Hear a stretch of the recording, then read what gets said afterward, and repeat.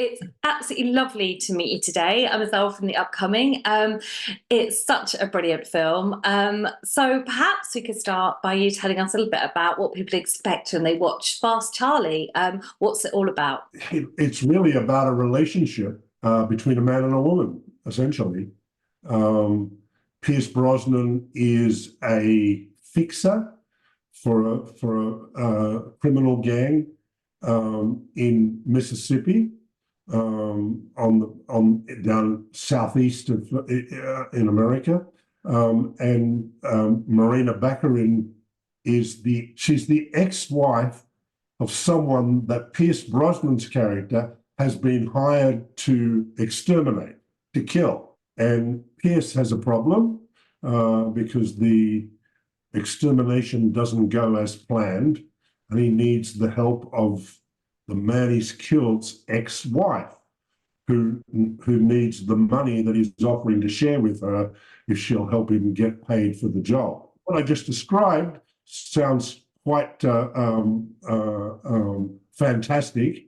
So the first thing you can look forward to is not a trip into reality, but a release from your own reality, a trip into fantasy. You know, this is not The Godfather, although it does deal with criminal enterprise. You know, it's an action comedy that's very much character based, and it really is an excuse for telling a love story between two people who never touch in love, but are touched by each other.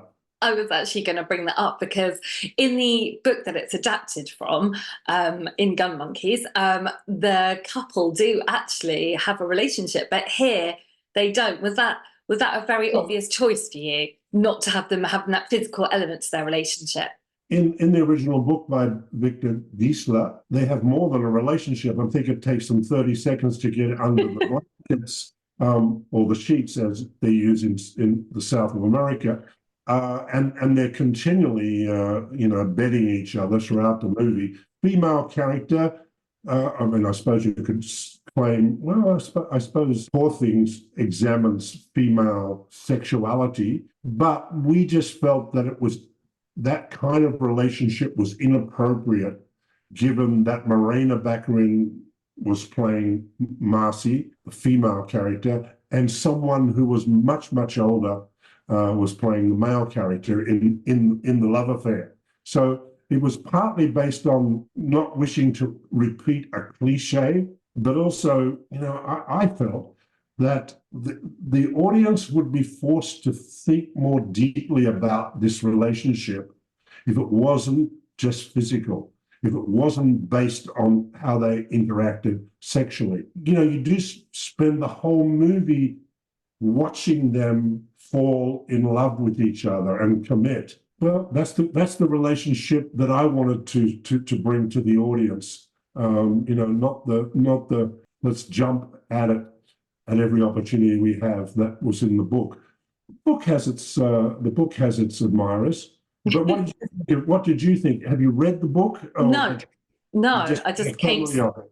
Yeah, came straight in for the film. And I like the fact that it wasn't gratuitous as well. You see it so often. It was just that play. You didn't know if they were going to quite get together or not until that car scene, when you do realise they have feelings for each other because they say it out loud. And that was enough, actually. You were right. I think it's a great decision of yours, actually.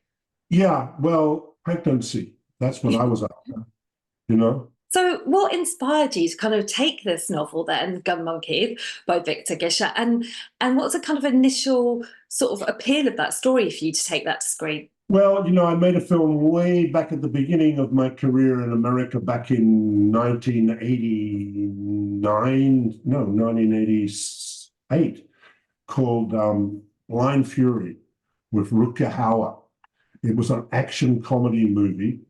It was a lot of fun to make and a lot of fun to watch audiences watching that movie. I've made a lot of serious dramas and big action films since then, but none that I could imagine the audience rolling in the aisles laughing. So the first thing was its irreverence, the irreverent storytelling, the offbeat characters, the humor. I wanted to make a film that my 16-year-old son could enjoy.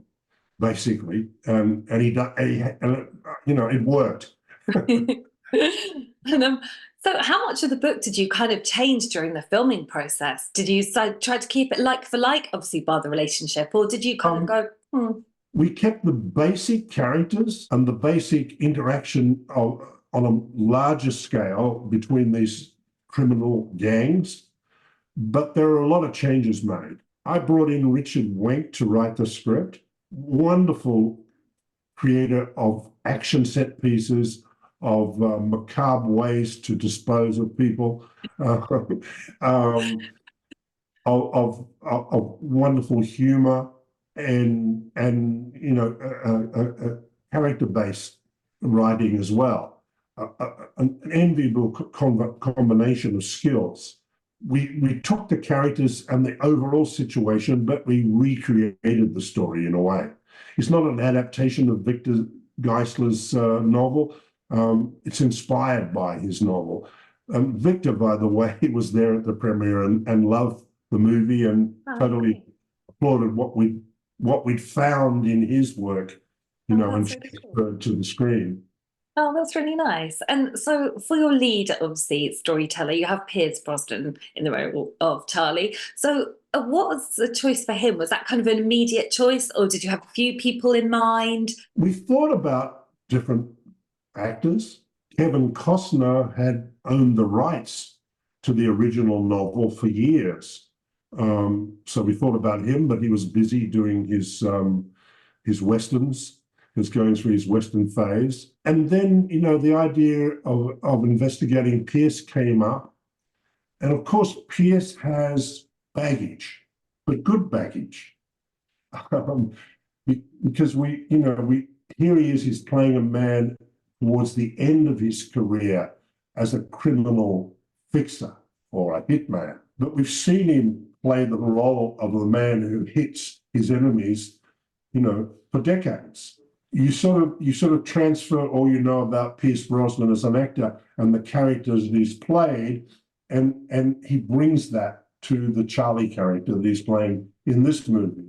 And we know from watching his adept use of weaponry and figuring out how to get the better of his opponents, you know, he brings all that as well. You know, so there's a certain expectation when you see Pierce in this role. And I think, you know, he plays on your expectations, but takes you to a new place. And what about casting Marcy, you know, as Morena Baccarin? She fits this role so perfectly. I mean, she looks the part, she's got tattoos, blah, blah. How did she come on board with this project? And how did you find her immediate reaction working with Pierce Brosnan in his role? Was it kind of an immediate chemistry? You thought, that's perfect, they're brilliant together? It was immediate chemistry. She joined late. The film went through financial hiccups just before it was starting to shoot. And we lost our original Marcy, who shall remain nameless. You could guess, but I wouldn't answer. It so happened that, well, there wasn't much time. By the time she got to the set, we had nothing more that we could shoot without her. So she came to the set with a little bit of preparation, but not a great deal in terms of me knowing how the chemistry between those two was going to work. It was sort of, her coming into set. We decided her look just the day before. We decided her clothes just the day before. We hadn't worked out her hair, so she wore it down in the first scene, which is towards the end of the movie. You know, there's a lot of trepidation, not knowing how would they fit together? How would it feel? But needless trepidation, it turned out. And then can you talk about your choice of location as well? Because it must have been really fun sort of scouting out these venues in like New Orleans and Mississippi, because I think the book's based more in Florida, isn't it? Okay, so the book was set in Florida. And there are two reasons why we transferred it to New Orleans.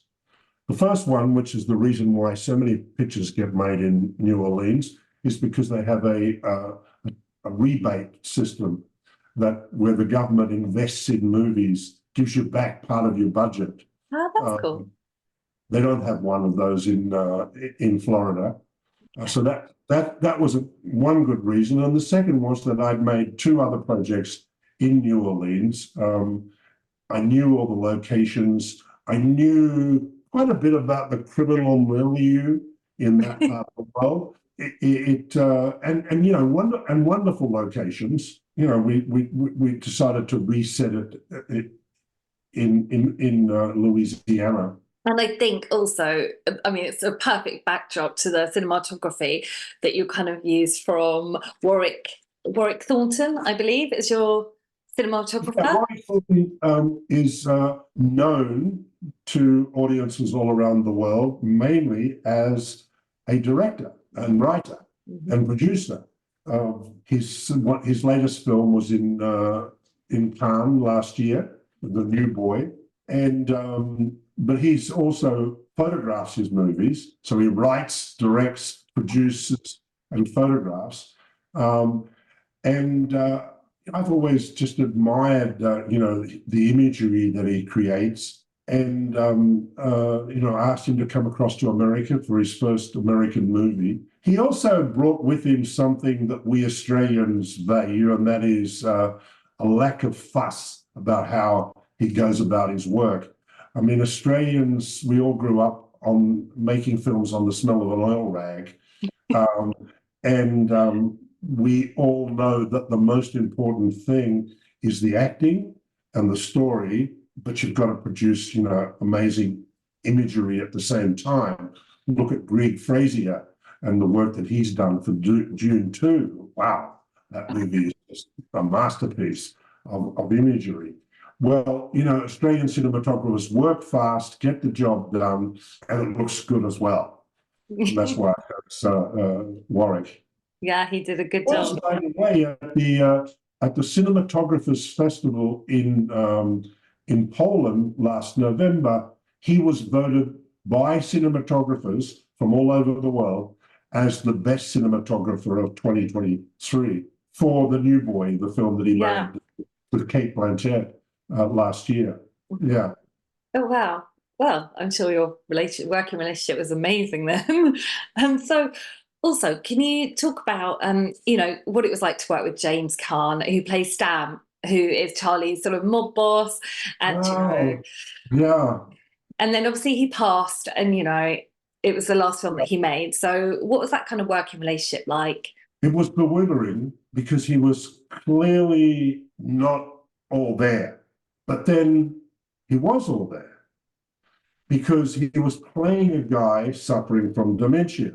So the bewildering part was me trying to work out whether the guy that appeared on screen during the scenes is Jimmy Caan as he really is, or whether it's a great performance by Jimmy Caan. Because when he finished filming, he seemed to revert to another character entirely and had all of his wits about him. And yet, when he's on the day of shooting each scene, it would seem as though it was a documentary.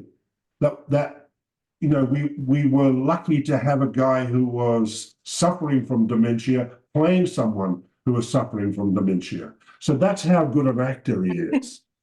Because, we were all feeling sorry for Jimmy and thinking, gosh, we better handle him with kid gloves. But as soon as he finished, he became a ball of energy and was right there on the, made perfect sense and was quite energetic.